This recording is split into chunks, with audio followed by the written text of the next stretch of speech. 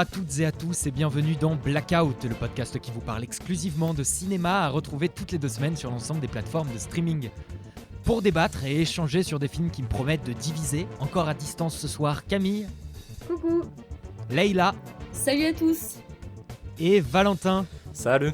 Une fois n'est pas coutume, les micros seront inégaux et nous ne pourrons toujours pas vous offrir la qualité sonore que nous nous efforçons de proposer d'habitude, confinement oblige, mais si tout va bien, Blackout reprendra son cours normal sur les semaines à venir. Une seule salle, une seule séance pour ce 4e épisode et un thème proposé par Leïla réjouissant. Sur le papier du moins, nos films ovnis. 4 films donc, avec Buried de Rodrigo Cortés, Diamantino de Gabriel Abrantes, L'étrange couleur des larmes de ton corps d'Hélène Catet et Bruno Forzani, et enfin The Lobster de Yorgos Lanthimos. J'annoncerai le thème du prochain épisode en fin d'émission. J'espère que vous êtes confortablement installés. C'est parti.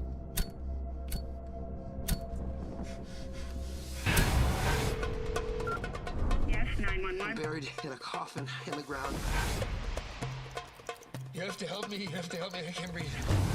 I blacked out and that's the last thing I remember. I'm being held for ransom. Avant de commencer, Leïla, j'aimerais te poser une question, vu qu'on ne s'était pas trop étalé sur ce point dans le dernier podcast, comme à notre habitude pour laisser un peu les différentes interprétations possibles sur les thèmes. Qu'est-ce que c'est pour toi un film ovni ? Pour moi, en tout cas dans le sens où je l'entendais au moment où j'ai donné ce thème, c'était un film qui nous emmène un peu là où on pensait pas, un film qui mélange un peu plein d'éléments et qui mélange plein de choses et qui peut être un peu déroutant et qui nous transporte d'une certaine manière. Buried est un film de Rodrigo Cortés de 2010. C'est un thriller huis clos avec Ryan Reynolds. C'est l'histoire de Paul, un entrepreneur américain, qui se réveille dans un cercueil et comprend qu'il est enseveli sous terre avec pour seul objet un téléphone à moitié déchargé et un briquet. Va-t-il réussir à sortir à temps ? Car au bout de 90 minutes, l'air va commencer à manquer. C'est un film qui, à sa manière, est un film ovni. Toute l'action se passe dans un cercueil.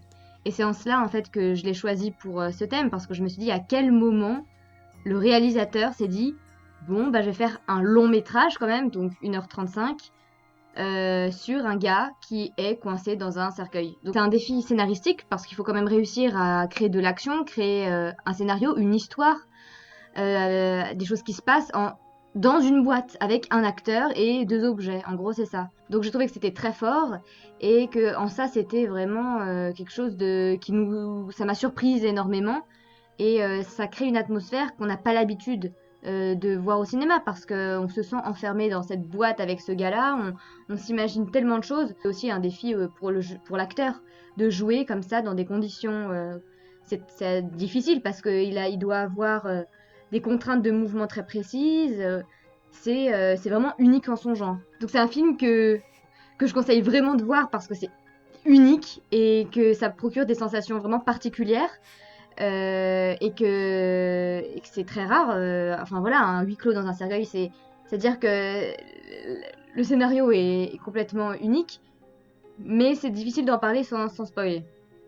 Je me suis dit en fait au début... Que ça tourne en rond peut-être, ouais, non ? c'est ça, je me suis dit mais comment 1h30, comment ils vont faire ? Au bout d'un moment on va avoir compris. Je dirais même truc, que ça tourne en rectangle. Putain, c'est parti. Et du coup voilà, donc les 5 premières minutes, je regardais, j'étais assez... j'étais vraiment dans l'attente du truc et c'est parti très vite dans un scénario qui est, je trouve, très bien écrit parce qu'il est simple dans l'histoire que c'est, d'un mec enfermé qui doit se débrouiller pour sortir, mais il est très juste. Et le rythme, la construction, tout est génial. C'est vraiment un thriller qui, pour le coup, je trouve, est très très bien fait parce que on est accroché au truc. Je te rejoins, j'ai vachement bien accroché. Tout d'abord, en fait, dès le début, je savais que ça allait être un huis clos dans un cercueil et je me suis posé la même question, comment on peut faire tenir tout ça sur 1h30, quoi. Quelle va être l'issue, quoi. Donc en fait dès le début je me suis dit mais comment ça va se finir, quoi.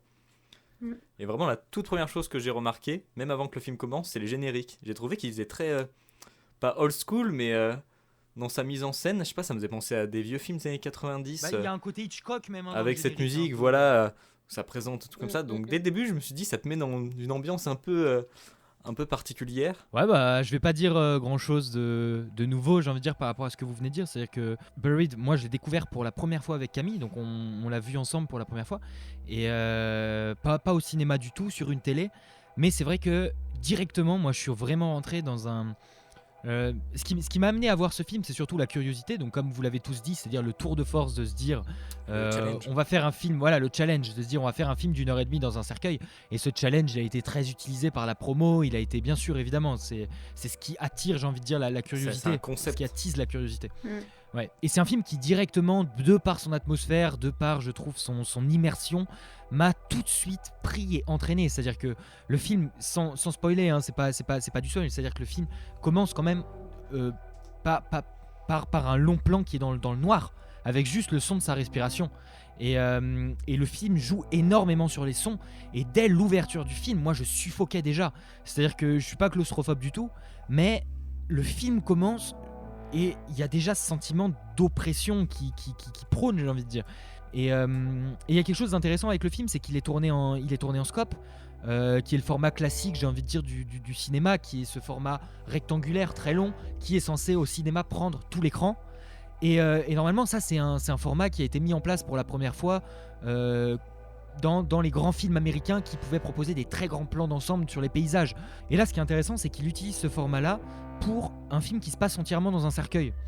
Et je sais pas, n'importe qui, je pense, aurait eu l'idée de tourner un film qui soit autant confiné.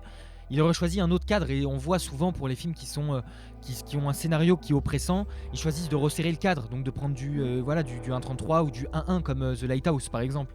Et là, au contraire, il prend un format très large, et en fait, ce format très large est écrasant en lui-même, c'est-à-dire qu'on a l'impression d'être bloqué entre les deux planches du cercueil, et c'est très très étouffant. Donc moi je trouve que le film entier est très très bien pensé, comme tout le monde l'a dit, c'est un vrai tour de force. Et comme le cadre est grand, du coup, tu vois vraiment qu'il est seul, quoi. Tu vois un tout petit point à des moments en plein milieu de l'écran, tout autour, bah, y a rien. Et ça accentue justement le fait qu'il soit totalement seul. Et la caméra bouge, Ouais. C'est ça qui est fou dans le cercueil.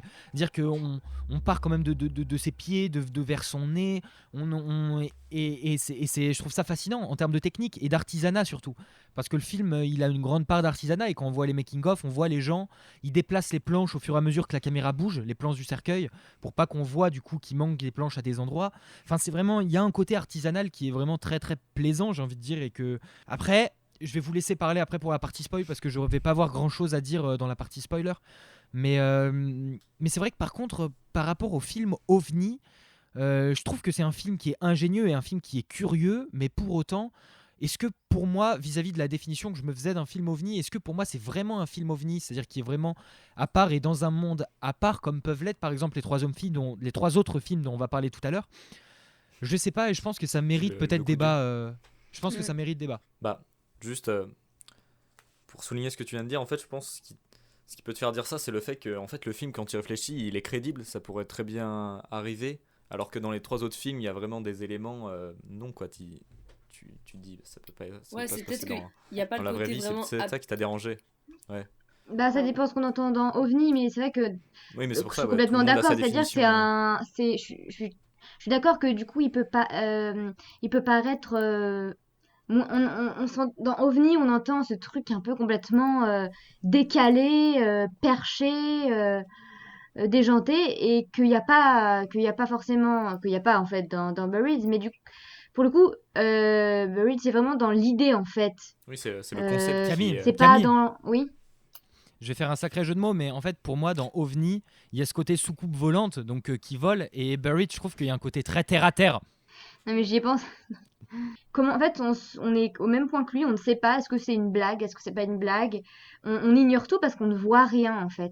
Bah, on Donc est totalement à on sa peut même place, hein. on peut même se demander, est-ce qu'il est vraiment en Irak enterré dans le sol? En fait, on en est où on peut tout remettre en cause. Mais très bonne découverte. Ouais. Mais moi, personnellement, je vous conseille de voir Buried, vraiment, foncez dedans, et si vous êtes friand de thriller, de frissons, de suspense, allez voir C'est une Buried, expérience un peu, parce que c'est une vraie on n'a expérience, jamais vu ça, quoi. et c'est assez fou. Camille, tu conclus sur Buried? Je conclus que j'ai un carton rouge parce que je rentre pas trop dans le thème. Je conclus que c'est un film qu'il faut voir si on n'est pas trop claustro quand même. C'est quand même assez De toute angoissant. façon, si vous êtes claustro, vous regardez les 5 premières minutes, vous allez vite savoir. Ouais, si vous c'est pouvez regarder ça. en entier le film. Non, franchement, c'est une super expérience parce que c'est un défi que le réalisateur s'est donné et qu'il a vraiment réussi. Donc rien que pour vraiment la rareté du fait du film qui est vraiment unique, vraiment aller le regarder, c'est génial. Messieurs, dames, 2 minutes d'attention, s'il vous plaît. Je voudrais vous parler de Diamantino. C'est un film sur ma vie et plein de gens l'aiment déjà. Kijk bij een serieus. São refugiados, pá. Refugiados.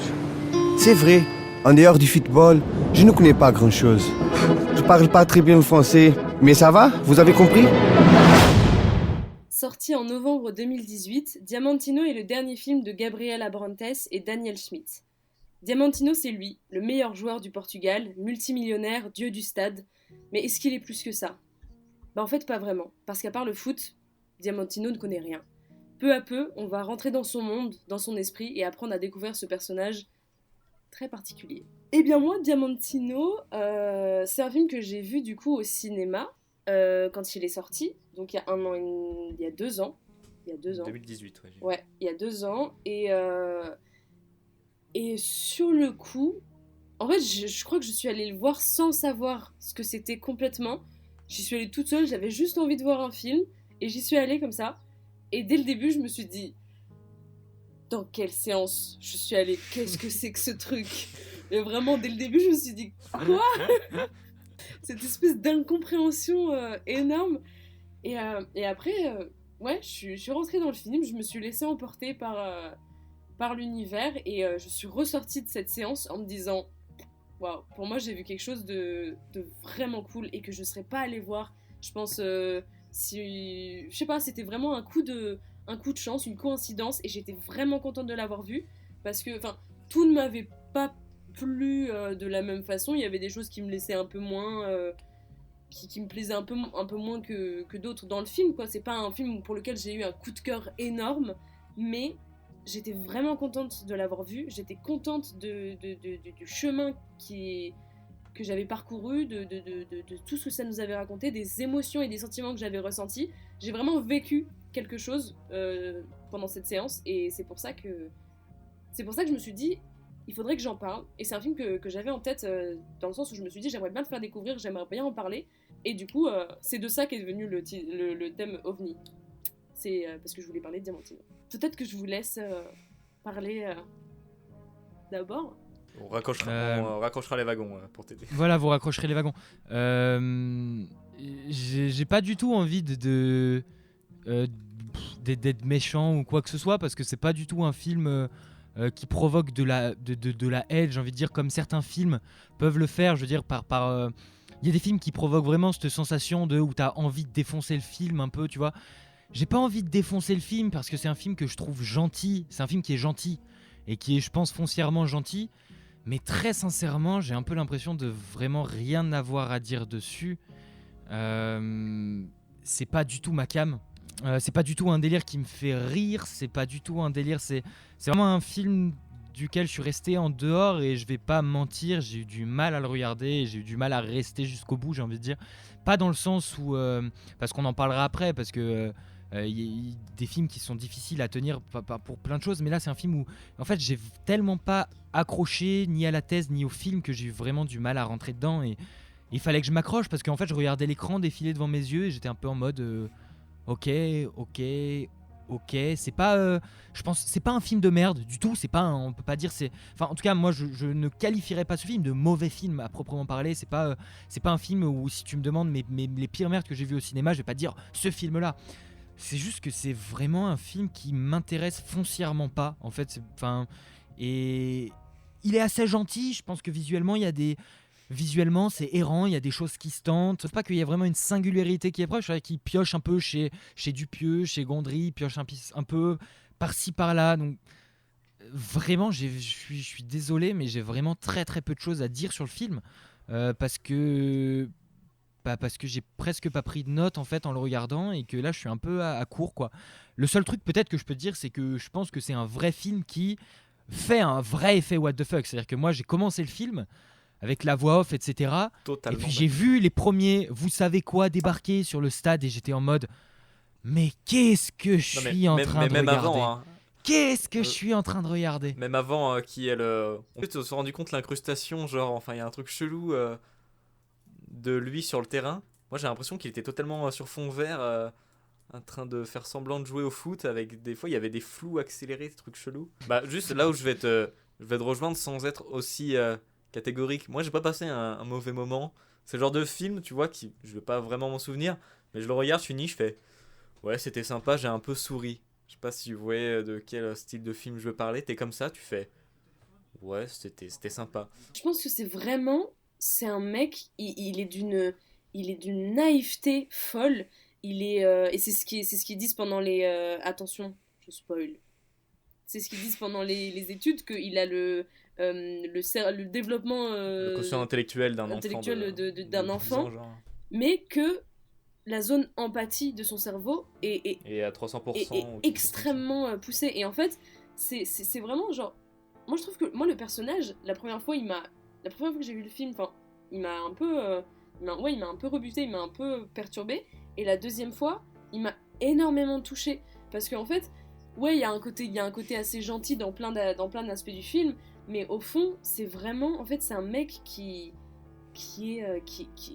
est juste Il est gentil, perdu et en qui même est juste temps, gentil et il sait rien, il connaît rien à la vie, il se fait avoir par tout le monde, mais il voit rien parce il a la naïveté d'un enfant de 6 ans même. Et en fait, je sais pas, c'est touchant, c'est un peu triste. Pour moi, c'est là le côté un peu dramatique de cette comédie, qui est une comédie dramatique. C'est vraiment, on se dit mais ouvre les yeux, c'est pas possible. Et puis même la violence de ses sœurs et toutes ces choses qu'il accepte, toutes ces choses sur lesquelles il ferme les yeux et qui reste dans son truc de tout va bien, monde des bisounours et tout ça. Mais c'est pas du déni, c'est vraiment une naïveté profonde. Enfin, moi j'ai jamais vu ça. Et du coup, au début, c'est un peu bizarre, mais je trouve ça hyper touchant. Et en fait, je pense que par rapport à. Il se dit pas, mais attends, à la base, c'était mon fils, ça n'est plus mon fils, qu'est-ce qui se passe? Pour lui, c'est juste quelqu'un qu'il aime. C'est tout. Et mais oui, c'est vrai que. oui, je vois ce que tu veux dire. C'est un peu un biopic sur Woody Allen. J'ai trouvé ce film très premier degré, mais malheureusement uniquement premier degré. Et je trouve que c'est dommage parce que tout le long, je m'attendais à ce qu'il me prouve en quelque sorte que tout ça c'était plus profond que ça et que ça allait plus loin.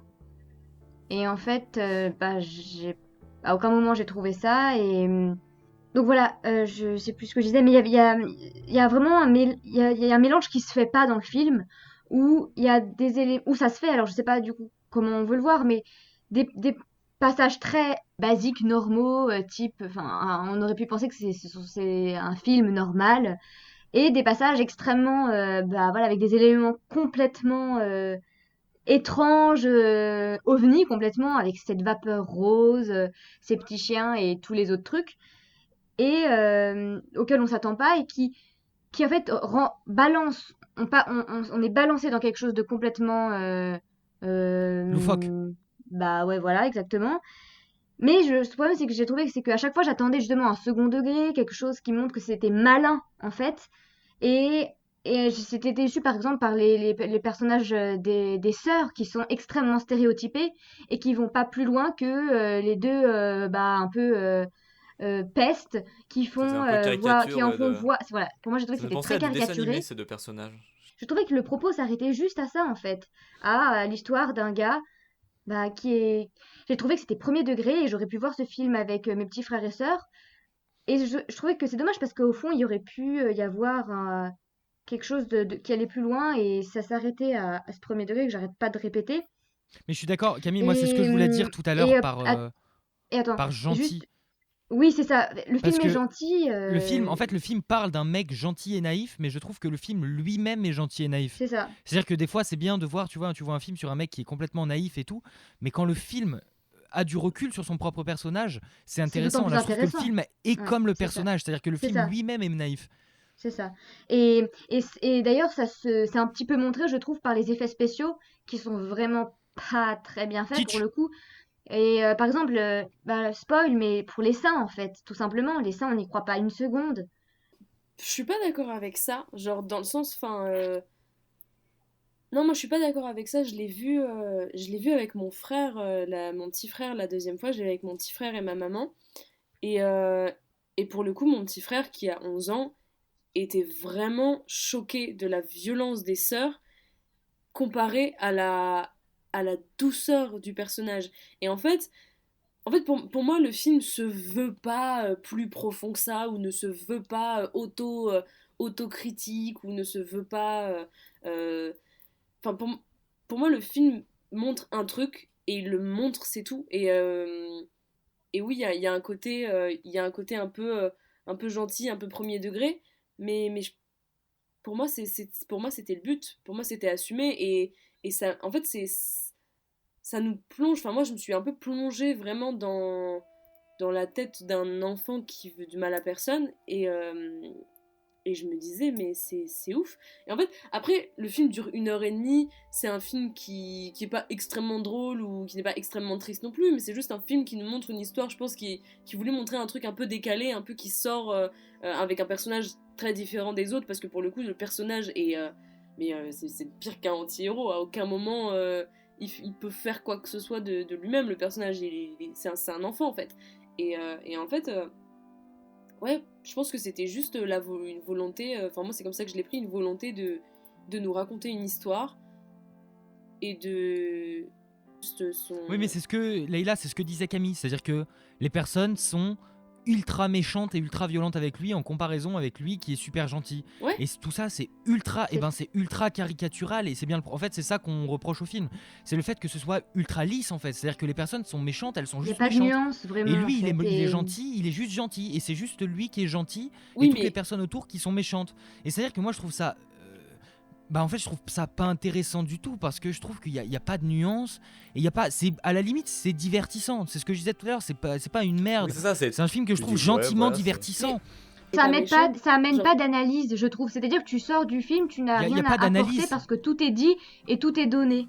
C'est un peu que la sensation que j'avais, c'est-à-dire que ça ne t'amène pas à Oui, je suis d'accord. analyser ou à réfléchir sur certains sujets parce que le sujet c'est oh bah dans le monde il y a des gentils et il y a des méchants et bah les Parce que gentils. Leïla, Enfin, tu je parles de trouve que c'est propos, mais intéressant du coup, parce c'est que le quoi le sujet propos pourrait être intéressant. Mais il nous est trop donné dans les bras et rien n'est, c'est pas subtil et c'est pas, mais c'est voulu aussi. Mais je trouve que c'est dommage parce que en soi il y a plein de thèmes intéressants. C'est-à-dire qu'au début il y a une métaphore entre le foot et la religion, que le foot Mhm. est une religion pour des centaines de gens. Il y a de la politique, tu vois. Il y a plein de sujets intéressants qui, je trouvais, ils nous donnaient tout mais Non, mais en soi, Tu veux en conclure, soi, je suis Leïla, assez peut-être d'accord sur. avec vous. Ouais. Je te Oui, laisse oui, conclure oui, sur ton oui. film, sur Diamantino. Oui.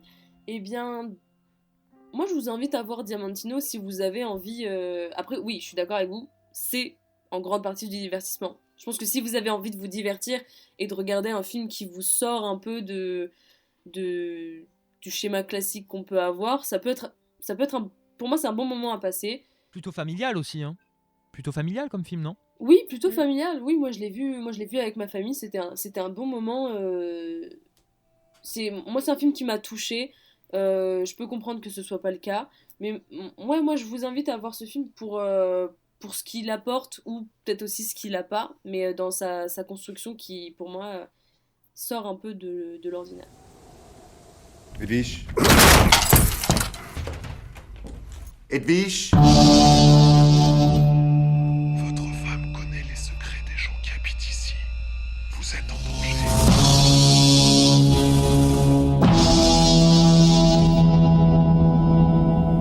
L'étrange couleur des larmes de ton corps d'Hélène Catet et Bruno Forzani, réalisateur derrière le tout autant ovni western Laissez bronzer les cadavres, nous raconte l'histoire de Dan Christensen, homme d'affaires danois qui vit à Bruxelles avec sa femme dans un bel appartement. Un jour, alors qu'il rentre de voyage, il trouve les lieux déserts, sans un mot. Inquiet de cette présence, il finit par prévenir la police. Recevant peu d'aide de celle-ci, il décide de mener sa propre enquête. Il questionne d'abord ses voisins, puis se lance dans la fouille minutieuse de son immeuble, et découvre alors un univers étrange et inquiétant. Que dire à part que je pense que c'est un film qui peut-être est... Enfin, c'est même pas peut-être, c'est un film qui assurément est moins grand public et moins, comment dire, moins grand public, moins familial et moins divertissant et peut-être un moment moins agréable à passer que peut-être les autres films dont on vient de parler, même si Buried c'est pas un moment agréable à proprement parler, mais l'étrange couleur des larmes de Concorde c'est différent. C'est un film un peu mélange, un peu fourre-tout, qui est à la fois un thriller, un film à énigme, un film expérimental. C'est difficile de le catégorifier de le catégoriser comme un film cool. En tout cas, ça c'est sûr. Et je vous mentirais en disant que pour moi, regarder ce film, c'est un super moment à passer où je me dis putain, mais quel chouette moment devant ma télé ou devant mon écran à passer à regarder ce film, quoi. Pour tout un tas de raisons. C'est-à-dire que la seule chose, j'ai envie de dire, qui procure vraiment du plaisir à regarder ce film, c'est l'inventivité qu'il déploie et tout ce qu'il tente et ce qu'il arrive à créer comme sensation, j'ai envie de dire. J'ai plusieurs choses à dire sur le film avant de vous demander vos avis dessus. Et surtout d'en discuter tous ensemble parce que je pense que c'est un film dont ça va être intéressant de discuter. D'abord, je pense que c'est un film qu'il faut voir en ayant un certain bagage, c'est-à-dire que je pense pas que ce soit un film qui ouvertement s'adresse à tout le monde. C'est pas un film qu'on va projeter dans un cinéma de quartier et que tout le monde va pouvoir aller voir. C'est un film avec lequel il faut un certain bagage cinématographique déjà, sur les codes du cinéma, sur l'émotion, sur l'attention, sur tous les codes, sur les codes du cinéma de genre également, pour être apprécié. Et c'est un film qui est... putain, moi c'est la deuxième fois que je le voyais, je l'ai revu hier soir. Et c'est un film qui est déroutant, c'est un film qui est haletant, c'est un film qui est flippant. Il y a un côté érotique dans le film, il y a un côté sensuel, il y a un côté violent. Pour moi, c'est un film qui a des vraies images chocs, mais dans le sens propre du terme. C'est un film qui est un film ovni pour moi parce qu'il tente des choses. On rentre dans la tête de ce personnage-là qui a perdu sa femme et on n'en sort pas pendant presque 2 heures que dure le film, qui est un véritable cauchemar ambulant, j'ai envie de dire. On a presque l'impression que le réalisateur a posé des diodes, tu vois, sur la tête de quelqu'un en train de rêver et qu'il a sorti tout ça en images. Esthétiquement, on passe par le clip, on passe par des codes du cinéma expérimental, des jeux sur les couleurs, les effets kaléidoscope, les suites d'images façon photographique, l'animation, le stop motion, un jeu sur le rythme, c'est-à-dire que le film passe souvent du très lent au très rapide. Je pense pas que ce soit un film qui est facile à faire et c'est pas un film qui est facile à voir non plus, mais très sincèrement, je pense que c'est un film, quand on arrive à le voir et quand on arrive à rentrer dedans et à le regarder, c'est un effort de le regarder. C'est-à-dire que je pense que c'est un film dans lequel il faut se mettre dans le noir, comme si on était au cinéma, devant son écran, couper les notifications, pas regarder son téléphone et pendant 2 heures faire l'effort de se plonger dedans. Et si on décroche, après c'est dur de raccrocher. Et je pense que si on fait cet effort-là, on sort du film avec une sensation de oh putain, ah ouais, c'est quand même quelque chose. Et il y a quand même quelque chose dans ce film-là. Et c'est un vrai film d'atmosphère. C'est un film qui pour moi est foncièrement flippant. Et c'est un film ovni parce que moi c'est un film, quand je débarque dedans, j'ai l'impression d'être chez les extraterrestres. C'est-à-dire que le film est tellement inconnu. Et c'est-à-dire que moi j'arrive dans le film commence et je me demande mais putain où est-ce que ça va aller. Et j'ai peur, c'est-à-dire que j'ai vraiment peur. C'est-à-dire que le film te montre des images. Par exemple la première, c'est le tout début du film. Les plans où la fille se fait torturer. J'ai presque peur parce que je me dis putain mais quelles images ils vont nous montrer. J'ai peur d'être choqué, j'ai peur d'avoir des images trop violentes, j'ai peur d'avoir un jump scare, j'ai peur de tomber sur des choses que je pourrais pas supporter émotionnellement. Et c'est-à-dire que le film m'emporte tellement dans l'inconnu et me déroute tellement et je ne connais tellement pas ses codes, je ne connais tellement pas son langage que j'en arrive vraiment à flipper et à me dire mais putain mais qu'est-ce que je fous là. Et je trouve qu'il y a une scène qui est incroyable au début du film, c'est la scène avec la veuve qui raconte quand elle a perdu son mari et qu'ils sont tous les deux dans la chambre et qu'elle lui fait passer les allumettes à travers le trou. Mais cette scène, moi j'ai le cœur qui battait à 300 à l'heure. Et c'est un film, voilà, on ne sait pas comment, on ne sait pas pourquoi. Les images percutent, choquent, le verre enfoncé dans la peau, enfin des images assez horribles, assez violentes. Le son est agressif et on a peur parce qu'on ne connaît pas. On est parachuté au milieu de nulle part, comme un cauchemar, voilà, où tout semble à la fois familier et à la fois tellement étrange. Et on se sent toujours observé et il y a un côté à la fois sexuel, malsain, je sais pas, il y a un... J'ai beaucoup aimé tout ce qui était... J'ai beaucoup aimé les textures du film, avec notamment les sons qui nous sont donc donnés, qui sont agressifs parfois très doux, mais souvent agressifs avec un des sons qui est le plus récurrent, c'est les toc-toc aux portes. Tout le temps, ils toquent aux portes. Donc les toc-toc aux portes rythment le film. Mais il y a aussi de la texture dans les idées, donc dans les images, avec beaucoup de caresses aussi. Il y a beaucoup de caresses. Il y a aussi toute cette violence qui nous est montrée, avec tout ce qui est poignardement, mais aussi il y a une image que j'ai beaucoup aimée, c'était l'image avec les caresses, mais avec le verre. Et pour moi, cette image-là, elle illustrait très très bien le film, qui était doucement violent en fait.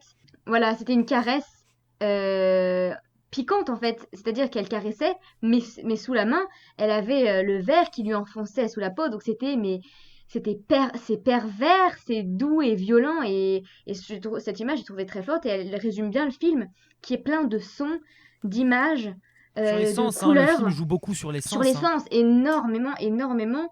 Je me sentais agressée, ça commençait à me taper sur les nerfs, j'étais vraiment stressée, c'est-à-dire que c'est rare quand je suis vraiment énervée ou à ce point irritée par un film, mais vraiment sur le moment, où je me sentais irritée, agressée, ou encore une fois, lorsqu'il y a l'image c'est pas un vinyle, mais qui tourne, Mais si, c'est un vinyle, hein, c'est un vinyle. Ouais, c'est le vinyle. Hypnotisant, Euh, là. J'avais la tête qui tournait. Je commençais vraiment à avoir la tête. Alors que d'habitude, quand t'as un plan comme ça, bah tu le vois tourner, tu dis ah ça tourne. Enfin voilà. Et là, j'avais la tête vraiment qui tournait. Et ça m'arrive rarement.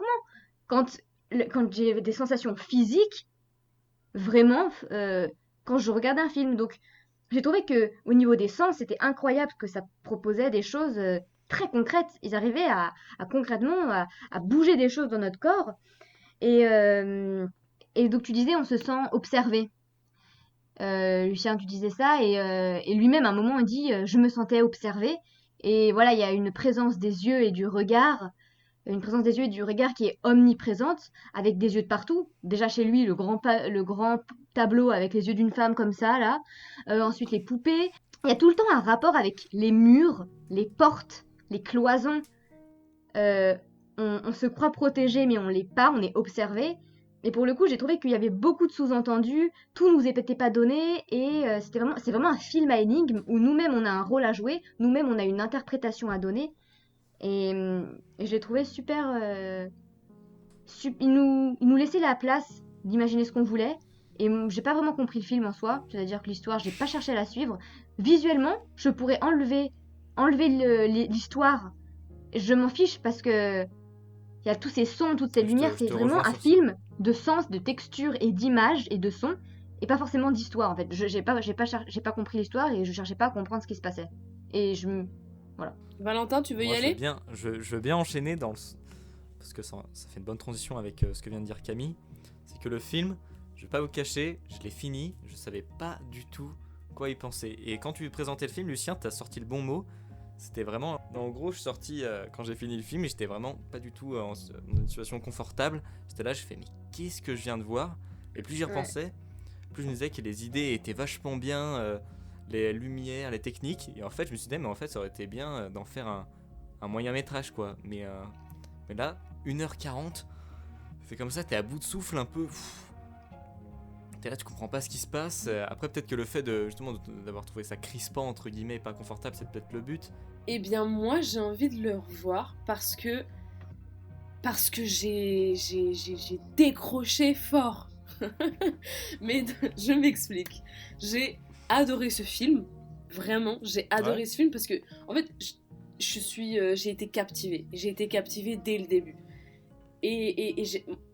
Moi, il y a un truc que j'aime beaucoup quand c'est bien fait, je trouve, et je trouve que là, c'est le cas. C'est quand j'ai l'impression d'être vraiment dérangée, mais pas heurtée, pas violentée. Et là, je me suis pas sentie violentée. En fait, je me suis vraiment juste sentie dérangée, mais profondément, pendant tout le film. Mais j'ai vraiment beaucoup aimé ça parce qu'il n'y avait pas ce côté ce côté très violent. Enfin, moi, je l'ai pas ressenti comme ça. Après, je peux complètement comprendre que ce soit par certains. Moi, j'adore. Je sais pas, j'ai adoré le truc des couteaux. J'ai adoré le truc du verre, de trancher, le sang. Non, et moi machin. aussi, mais c'est malsain, c'est malsain. Ah oui, bien sûr. Ah oui, complètement. C'est ça qui est dérangeant en fait. Je Ouais, suis ouais. d'accord. Ouais, mais c'est hyper dérangeant et c'est hyper malsain. Mais moi, j'adore. J'ai trouvé qu'il y avait un côté très grisant dans le film sur plein de points. Et je suis assez d'accord avec Camille dans le sens où je trouve que ça joue beaucoup. Enfin, ça se joue beaucoup avec les textures, avec les couleurs et les sons, les plans, le rythme, tout ça en fait. Et le tout fait que vraiment, pour moi, la première heure, même 1h10, la première heure 10, j'ai été à fond dans le truc et je me suis vraiment fait embarquer dedans et j'ai adoré aussi les séquences où il y a des petits plans de moins d'une seconde parfois qui s'enchaînent très très rapidement et majoritairement des plans sur des bouts de corps donc Le montage était pas mal avec ouais, moi je trouve que le montage est très bien, je trouve que les scènes sont très bien, le décor, pour moi le décor, il y a un travail sur le décor qui est énorme, vraiment je trouve. C'est du Lalique et du Mucha. Pour moi, il y a un travail de décor et un travail de couleur qui est génial, et en fait c'est un univers, c'est un tableau qui je trouve est hyper agréable. Le seul problème que j'ai eu, et je pense que c'est un peu le même pour tout le monde, c'est que je trouve ça trop long, et qu'en fait au bout d'une heure, j'ai perdu le fil. J'ai perdu le fil, pas forcément de l'ambiance ou de l'univers, quoique j'étais assez fatiguée. T'as perdu le film. Ouais, mais en fait, je l'ai regardé le soir et je pense que j'étais un peu fatiguée déjà de ma journée et la première heure est passée toute seule, mais les 40 dernières minutes étaient trop dures. Mais pas psychologiquement, vraiment juste que j'ai... En fait, ça demande une attention énorme et j'étais très attentive pendant tout le début du film, mais vraiment avec plaisir. Et au bout d'un moment, j'avais plus l'attention, je pouvais plus. Donc je pense que peut-être le voir en 2 fois, genre le début, Au un cinéma, soir. il faudrait le voir dans une salle de ciné. Ouais, peut-être aussi. Ou le voir en tout cas en étant bien en forme. Lucien, tu conclus ? Ouais, et ben moi je vous conclus. Non, je vous conclus pas. Je vous conseille de... Je vous conseille de voir L'étrange couleur des larmes de son corps si vous êtes prêt à vivre l'expérience. Et je pense qu'il faut être prêt, c'est-à-dire il faut pas se dire je regarde ce film-là ce soir parce qu'il faut que je le regarde, il est sur ma liste. Il faut se sentir prêt à le voir et dans le bon mood et dans le... C'est un film, il faut le regarder au bon moment pour l'apprécier, j'ai envie de dire. Et si vous avez un home cinéma chez vous, regardez-le, ça vaut le coup. Et dans le cas contraire, essayez de vous mettre dans l'ambiance pour le regarder et attendez le bon moment. Et vraiment, je vous promets, en tout cas, moi je trouve que c'est une expérience intéressante. Et comme a dit Valentin, moi je pense que ça a été pareil pour moi. C'est-à-dire que c'est pas un bon moment à passer. J'en suis sorti, j'étais en mode ouf, presque essoufflé, quoi, presque en mode waouh, oh là là, ok. Et après, je trouve que finalement, le film apporte quand même des choses. Et je sais pas, je suis content de l'avoir vu, quoi. Il y a un truc où j'ai l'impression que le film apporte vraiment quelque chose et a un univers, a quelque chose à proposer. Et c'est intéressant. Et je pense que c'est c'est un film qui, en termes d'apprentissage, j'ai envie de dire, est intéressant. C'est un film qui donne des choses à manger et t'en sors pas sans rien. T'as pas l'impression de sortir avec rien. Il t'en reste quand même quelque chose. Donc c'est intéressant de passer par là. Donc moi je vous conseille de jeter un œil à ce film. Je sais pas s'il est très difficile à trouver, mais il y a assez peu de copies DVD. En tout cas, il n'y en aura pas si vous allez à Fnac comme ça. Donc voilà. Mais on va maintenant parler d'un autre film assez différent. On va parler maintenant de The Lobster. Have you ever been on your own before? No, never. Your last relationship lasted how many years? 12. Sexual preference? Women? Any children? No. And the dog? This is my brother. He was here a couple of years ago, but he didn't make it. Have you thought of what animal you'd like to be if you end up alone? Yes, a lobster. A lobster is an excellent choice. I can't go much The faster. Lobster est donc un film de 2015 réalisé par Yorgos Lanthimos. Je sais pas si je le prononce bien, je pense que c'est comme ça. Dans un futur proche, toute personne célibataire a pour devoir de se rendre dans un hôtel afin d'y trouver son âme sœur. Devenu célibataire depuis peu, David, incarné par Colin Farrell, débarque donc dans cet hôtel aux règles particulières. En effet, si dans un délai de 45 jours vous ne trouvez pas l'amour, vous serez transformé en l'animal de votre choix. Pour gagner des jours supplémentaires, des chasses sont organisées ayant pour but de capturer les solitaires, un groupe de résistants. The Lobster met en scène un concept totalement loufoque, auquel on croit assez rapidement, je trouve. Un Colin Farrell méconnaissable qui évolue donc dans un premier temps à l'hôtel, puis par la suite, spoiler, avec les solitaires. L'introduction du film nous met tout de suite dans l'ambiance, avec cette Anne qui se fait tuer de son froid à l'arme à feu par une femme. Une ambiance assez froide au niveau de l'image notamment, qui nous suivra durant tout le long métrage.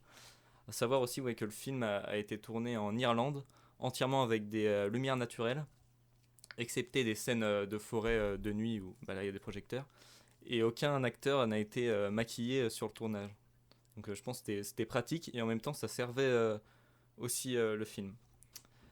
Je continue. The Lobster installe donc une idée très intéressante et à la fois troublante qui nous fait comprendre que dans ce monde, le célibat ne peut exister et qu'il est donc obligatoire d'être en couple.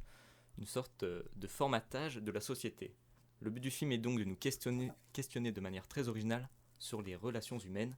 Quel est votre avis ? Moi je trouve que c'est un film qui questionne, tu parles de la norme, c'est-à-dire que c'est un film où c'est obligatoire d'être en couple et donc qui questionne aussi les relations humaines, sauf que ce qui est intéressant de noter, c'est que le groupe des solitaires, chez eux, c'est obligatoire de ne pas être en couple. Donc c'est intéressant parce qu'en fait le film est extrême sur les deux côtés. C'est totalement l'opposé. Mais donc, mais sauf que du coup, c'est ça qui est vachement intéressant. Du coup, moi j'ai vachement bien aimé. Okay. Non bah moi je suis trop content d'avoir vu The Lobster. Ça se moque de moi. Très sincèrement, c'est mon film préféré de ce podcast là, et ça fait longtemps que je m'étais pas pris que j'avais pas kiffé comme ça en regardant un film, mais j'ai vraiment kiffé ma race quoi. C'est-à-dire que je sais pas, je trouve ça fabuleux. Je trouve que c'est incroyable. Moi dès le début, je suis vraiment rentré dedans, c'est-à-dire que je sais pas, j'ai dû le regarder exactement le bon soir dans le bon mood, mais dès le début je rentre dedans, c'est-à-dire que je trouve qu'il y a un univers graphique qui est incroyable. Je savais pas que c'était tout tourné en lumière naturelle, c'est vachement intéressant. Et je trouve que il y a vraiment esthétiquement, il y a vraiment cette douce étrangeté. C'est un film qui est un peu, je trouve, au croisé. Moi, ça m'a fait penser un peu à The Handmaid's Tale ou à The Leftover. C'est un film qui est un peu à la croisée de tous ces mondes-là. Et je trouve que graphiquement, il y a un truc qui emprunte, qui pioche un peu de partout. Un peu Dupieux et un peu le côté visuel de Lanthimos qui est vraiment très particulier aussi. Lanthimos qui a réalisé, je le rappelle, La Favorite, qui était le favori aux Oscars il y a 2-3 ans je crois, et qui est un film incroyable. Regardez La Favorite. Et non, je trouve que esthétiquement c'est intéressant. Le film est très désaturé, très froid, il y a très peu de couleurs, et direct ça amène quelque chose de très dérangeant parce qu'on a l'impression d'être un peu dans un autre monde. J'ai été choqué quand j'ai vu le nom des acteurs à la fin parce que je n'ai reconnu aucun des acteurs à part Léa Seydoux et John Cirelli et Léa Seydoux. Je n'ai pas reconnu Colin Farrell. J'avais pas reconnu le mec qui a la jambe qui boite, qui joue dans James Bond, qui joue Q dans James Bond par exemple. Olivia Colman. Olivia Colman totalement. Rachel Weisz totalement. C'est la meuf de. Je les ai pas reconnus du tout. Bah, je te dis, c'est parce qu'ils sont pas maquillés. Et putain, j'ai vu les. Donc, je suis rentré dedans à fond. Je trouve que ça joue incroyablement bien. Le film, j'étais à la fois mort de rire devant et à la fois ultra emporté. Moi, vraiment, je trouve qu'il y a des idées de fou. J'étais jaloux. Enfin, je me suis dit, putain, mais c'est tellement génial, quoi. Toute la scène au ralenti de chasse dans la forêt. Ouah, qu'est-ce que j'aurais aimé voir ça au ciné, et qu'est-ce que je trouve ça incroyable, et qu'est-ce que ça m'emporte. Je trouve que le film est musical, c'est-à-dire que pour moi il y a vraiment exactement ce qu'il faut. Lanthimos c'est un vrai conteur, c'est-à-dire que pour moi ce film c'est une vraie histoire, il y a quelque chose du conte et je suis rentré dedans, c'est-à-dire que je me suis laissé prendre au jeu et il y a quelque chose qui m'a emporté, qui m'a pris et j'en décrochais pas quoi, j'avais envie de voir où ça allait. Il n'y a pas un moment dans le film où je me suis dit putain là c'est long ou machin, j'étais vraiment dedans à fond et je trouve qu'il y a un univers incroyable, mais vraiment un univers what the fuck incroyable.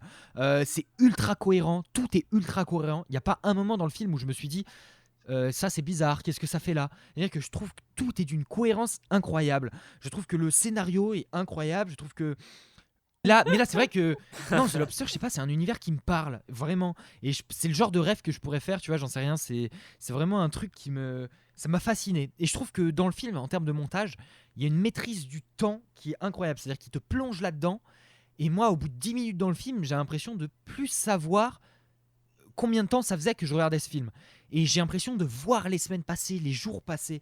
Et j'ai l'impression que les personnages évoluent vraiment. Je sens l'évolution des personnages, les jours qui passent. Et le film est évidemment très cynique. Il y a vraiment ce côté un peu film du Nord. Je sais pas de quelle origine il est, Lanthimos, mais Il est grec. Mais moi je trouve il y a un côté presque, il y a un C'est truc, très non, nord, mais il y a un ça, truc très suédois dans le film, très, je sais pas, très danois, tu vois, je sais pas. Ouais, mais il y a il y a plusieurs nationalités du Et, film. et le dernier plan du film, je trouvais fabuleux. C'est-à-dire que le dernier plan du film, je vais pas spoiler, je vais pas dire ce que c'est, mais le dernier plan te met en attente. C'est-à-dire que t'attends quoi? T'attends un bruit, quelque chose, et t'as l'impression qu'il dure des plombes. Mais voilà, j'ai pas grand chose j'ai pas grand chose d'autre à dire à part que j'ai adoré, j'adore La Favorite. C'est les deux seuls films que j'ai vus de Lanthimos, mais j'ai Moi, j'ai envie pas vu d'aller La voir ses Favorite autres du tout, films. ouais, je- Ouais, il est génial. Et cette douce étrangeté, cette douce nostalgie, cette douce bizarrerie, Mais dès la si scène bien. d'intro, vraiment, l'âne qui se fait tuer et qui tombe comme ça, là, raide. Moi, The Lobster, je l'avais déjà vu. Je l'ai pas vu à sa sortie, mais j'ai dû le voir, je sais plus, il y a 2-3 ans. Et j'avais beaucoup aimé. Et là, je l'ai encore plus apprécié. Je sais pas pourquoi, je sais pas ce qui a fait que je l'ai encore plus aimé. Je pense que c'est aussi parce que j'ai vu beaucoup de films entre-temps, que forcément, au fil des années, notre culture cinématographique s'agrandit et même nos points d'analyse aussi. Et ouais, j'ai passé un moment génial et encore plus que ce à quoi je m'attendais parce que je savais que je l'avais déjà vu. Je trouve que tout est tellement bien dosé, tout est tellement bien fait et en même temps, il n'y a pas non plus, enfin, on n'est pas en manque de quelque chose. Enfin, moi, j'ai pas été frustrée. Bon, sauf peut-être oui, comme tu disais, Lucien, à la fin où il y a ce truc de bref, mais tout le long, je sais pas, ça nous emporte et c'est tout ce qu'il faut, quoi. C'est pas trop, c'est pas assez, c'est vraiment super bien fait. Et quand ça part, on a envie que ça parte, et quand ça se recalme, c'est hyper plaisant aussi. Quelques points sur lesquels j'avais envie de revenir. Déjà, je trouve que le jeu est génial. Je suis d'accord avec toi. Moi, c'est la même chose que toi, Lucien. Je n'ai pas reconnu les acteurs la première fois que j'ai vu le film. Pris 20 c'est comme kilos, Joaquin pour Phoenix le dans rôle. Her. hein. Ouais, bah oui, ça se Joaquin voit. Phoenix dans Her, je Ouais. l'ai pas reconnu. Je trouve que d'ailleurs, il y a un lien Bah, de parenté entre complètement. Her et The Lobster. Il y a un truc qui fait penser Et dans bah, l'ambiance. Et bah, tu sais que je suis d'accord avec toi parce que moi, la première fois que j'ai vu The Lobster, quand le film a commencé, je me suis dit c'est Joaquin Phoenix, et après j'ai vite vu que non. Mais je sais que je me souviens que pendant quelques secondes, je me suis mélangée là-dedans. Enfin bref. J'ai adoré. Après The Crow, The Lobster, heureusement, hein, remonte le niveau de Valentin. On dirait on est à question pour un On- champion. tu sais. On reste sur le même type de titre, hein. Le corbeau, le homard. Donc, j'ai beaucoup aimé, hein, ça. Mais pour le coup, le homard, super bon. Je disais que j'ai adoré ce monde décalé, ce monde sans émotion, en apparence, très froid dans les personnages, mais aussi dans les images, comme tu disais, qui étaient très flat, où tout est cadré, il y a un dress code, tout le monde, même ceux qui sont contre le système, rentrent dans le système parce que eux-mêmes ils s'habillent avec un dress code particulier dans lequel on les reconnaît très bien, là, les kawaii. Sacré dress. Tout est vraiment, c'est-à-dire que ils sont ennemis, mais dans l'entente en fait, parce que c'est très étrange, tout est très décalé, mais tout est très bien dirigé et orchestré, avec parfois des petits traits d'humour avec, enfin d'humour, pas toujours forcément très drôle, mais par exemple l'enfant, on parle des enfants comme aide, c'est-à-dire que si le couple va mal, on met un enfant parce que souvent ça aide l'enfant, ou encore quand ils font comprendre que sans une femme, un homme, bah il meurt étouffé, et sans un homme, une femme finit violée. Voilà, tous ces liens qui sont très caricaturés et qui, voilà, ils forcent pas trop, mais en même temps ils saupoudrent un peu d'humour noir comme ça, et j'ai beaucoup aimé. C'est un monde vraiment de plein de peur et de crainte, et les personnages au bout d'un moment ils étaient tellement sans cœur en apparence, pour la plupart vraiment sans cœur, que ça devenait presque insupportable personnellement, où vraiment j'en avais marre à un moment, j'en avais marre de toute cette ces personnages, t'as envie de le secouer, de leur dire mais arrête là d'être de mauvaise foi, bouge-toi les fesses. Il y a un moment. Et puis en fait, quand tu te rends compte que c'est dans là où tu ne t'y attendais pas qu'il va peut-être tomber amoureux, enfin, toute cette question sur les sentiments, les non-sentiments, les émotions, etc., que j'ai trouvé très intéressant. Et puis tout ce décalage avec les animaux, où parfois tu vois des animaux qui passent en dernier plan, tu vois un chameau qui passe dans la forêt. La grosse Valentin, erreur. tu conclus ? J'ai aussi donc découvert The Lobster pour cet épisode, agréable surprise, on va dire. Je pense pour tout le monde ici, donc je vous le conseille. Pour ceux qui voudraient le voir, il est disponible sur OCS et Canal+. Pas besoin de payer si vous êtes déjà abonné. Et donc oui, en plus pour voir des acteurs assez connus dans des rôles totalement différents de ce à quoi on peut s'attendre, comme Colin Farrell par exemple. C'est vraiment sympa à regarder. Et c'est fini pour ce 4e épisode de Blackout. Avant de clore l'épisode, je vais vous annoncer le thème du prochain podcast, donc l'épisode 5, à venir dans 2 semaines. Et le thème que j'ai choisi après mûre réflexion n'est pas du tout un thème... n'est pas du tout un thème... c'est pas un thème très original, mais c'est un thème que j'ai choisi parce que j'ai envie qu'on parle d'un film en particulier. Que je vais pas annoncer ici, mais du coup les auditeurs le découvriront dans le prochain podcast. Teasing. Attention. Non, et ben j'aimerais que pour rester dans les thèmes un peu sombres, parce que les ovnis c'est un peu le seul thème qui allait. Tu vois, on a eu le doute, la mort. Moi j'aimerais qu'on parle des films de trahison. Les films sur la trahison, ce sera dans 2 semaines. En attendant, on compte sur vous pour partager le podcast, en parler un peu autour de vous. Et c'est terminé. Et nous faire des retours. Et c'est terminé pour ce 4e épisode de Blackout. Merci à tous d'avoir écouté. Bonne soirée ou bonne journée. À bientôt. À dans 2 semaines.